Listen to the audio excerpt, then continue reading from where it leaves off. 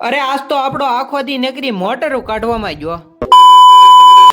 તો કેમ છો ડાયરો, મજામાં ને? આપણા બ્લોગ જોતા ઈ મજામાં જ હોય. તો હવારમાં નિકાભાઈ જતા હતા સુરત, ઓ ભાઈ 4 વ્હીલ લઈને ભૂપત બાપા એને ગાડીમાં સામાન મુકાવવાની મદદ કરાવતા હતા ને અમે આવી જતા બાબુ દાદાની વાડીએ, કેમ કે ન્યા કાઢવાની હતી મોટર. તો હું બળુ કાકા આવી જતા ખમજો એટલે છે ને બાબુ દાદા સામાન હકેલ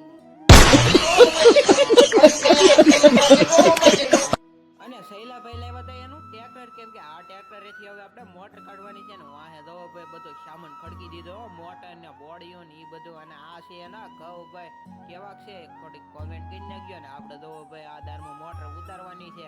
તો બળુ કાકા ને મુકાભાઈ બે હાંધો કરતા હતા ને હવે આપણે ધીમે ધીમે મોટર ઉતારવાની કહીશું ચાલુ હો ભાઈ. અને મુકાભાઈ કે લાવો હવે થોડોક સા બનાવી નાખવું એટલે તમે બધા કોટામાં આવી જાઓ. અને કોટામાં આવી જાય ને મોટર કરી દીધી ચાલુ હો ભાઈ. જવો આવું પાણી આવવા માંડ્યું છે ભાઈ, ધબ ધબાટીએ પાણી આવવા માંડ્યું.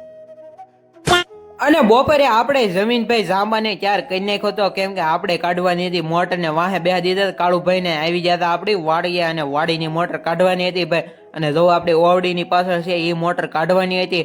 અને પછી આપણે કરી દીધું મોટર ખેવાનું હો ચાલુ ભાઈ આપણે જાંબાએથી.